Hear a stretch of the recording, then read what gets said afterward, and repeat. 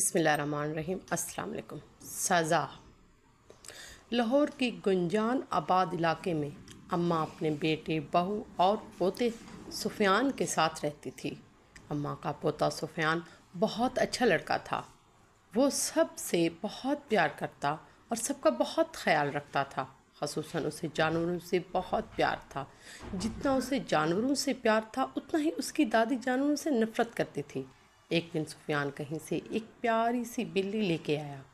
اس کی دادوں نے بہت شور مچایا لیکن سفیان ان کی ایک نہ سنی اور بلی کو اپنے گھر میں رکھ لیا۔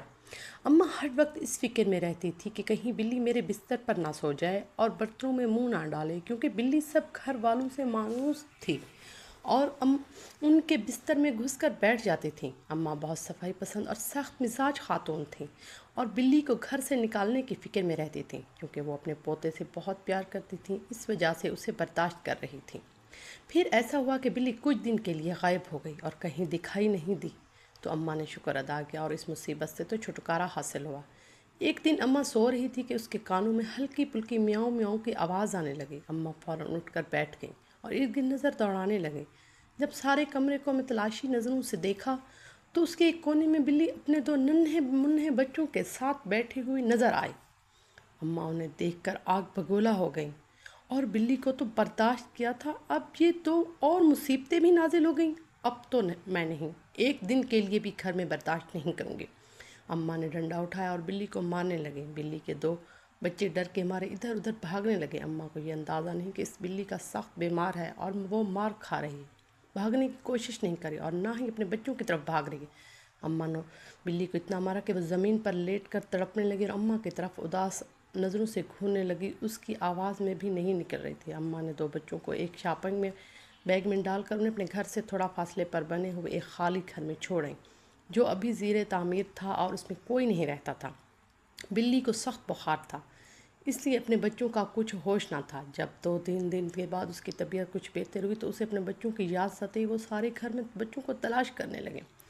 باہر گلی میں جا کر بچوں کو ڈھونڈا لیکن بچے کہیں نہ ملے۔ شام کو تھکا کر اماں کے گھر میں داخل ہوئی۔ سامنے بیٹھی اماں نے اسے قہرہ آلود نظروں سے گھورا، لیکن وہ اپنے پوتے کے خیال سے خاموش رہیں، کیونکہ بلی کے بچوں کو نکالنے پر پہلے ہی ان کا پوتا ان سے کافی ناراض تھا۔ بلی اماں کو سوالیہ نظروں سے دیکھتی کہ بچے کہاں ہیں، لیکن اماں بھی نہ جانے کس مٹی کی بنی تھیں کہ انہیں بلی پر ذرا سا بھی ترس نہ آیا۔ بلی کو بچوں کی بہت یاد ستائی اور وہ زور زور سے میاؤں میاؤں کرنے لگے۔ اماں نے ایک بار پھر ڈنڈا اٹھایا اور بلی کو مارنا شروع کر دیا۔ سفیان نے جب یہ دیکھا تو اس پہ سے برداشت نہیں ہوا۔ اس نے دادی کے ہاتھوں سے ڈنڈا چھین لیا اور کہنے لگا، دادو کچھ تو خدا کا خوف کریں، ایک تو اس کے بچوں کو اس کے سے جدا کر دیا، دوسرا اب بھی یہی نہیں رہنے دیتی۔ اماں نے اسے ڈنڈا اور غصے سے کہا، دفع ہو جاؤ، جا کر اپنے کمرے میں سو جاؤ۔ سفیان بلی کو اٹھایا اور اپنے کمرے میں چلا گیا۔ ابھی اسی واقعے کو 2 دن ہی ہوئے تھے کہ اماں کو فالج کا حملہ ہو گیا۔ سفیان کی امی صبح ناشتہ بنانے کے لیے اٹھیں تو انہیں ساس کے کمرے سے ان کی عجیب و غریب آوازیں سنائی دیں۔ وہ بھاگ کر ان کے کمرے میں گئیں تو دیکھا اماں ٹیڑھی میڑھی آنکھوں زمین پر پڑی ہوئی ہیں، اٹھ نہیں سکتی، اور سفیان بھی کمرے میں آ گیا۔ دونوں نے مل کر اماں کو اٹھایا اور بستر پر لٹا دیا۔ سفیان اپنی اماں جان سے کہا، یہ بلی کو مارنے کی سزا ہے۔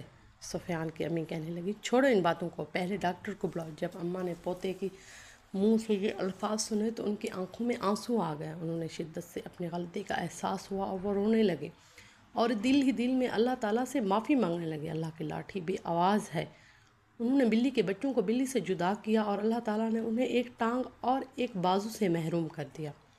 بلی اپنے بچوں کے لیے تڑپتی رہی۔ سفیان نے دل میں عہد کیا کہ وہ بلی کے بچوں کو ڈھونڈ کر ضرور لائے گا۔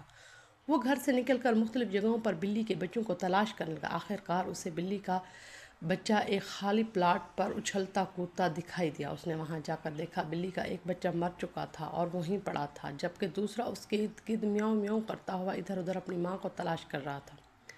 سفیان بلی کے بچے کو گھر لے آئے۔ جیسے ہی بلی نے اپنے بچے کو دیکھا تو زور زور سے میاؤں کرنے لگی اور اپنے بچے کو چومنے لگی، اپنی محبت کا اظہار کرنے لگی۔ اماں نے دل سے توبہ کر لی کہ اللہ میاں مجھے معاف کر دے، تو کبھی کسی کے بچوں کو اس کی ماں سے جدا نہیں کروں گی۔ جس طرح انسان اپنے بچوں کی خاطر ہر ظلم برداشت کرتا ہے اور ہر مشکل سے گزر جاتا ہے، اسی طرح حیوان بھی اپنے بچوں کے لیے ایسے ہی جذبات رکھتے ہیں، چاہے کوئی انسان ہو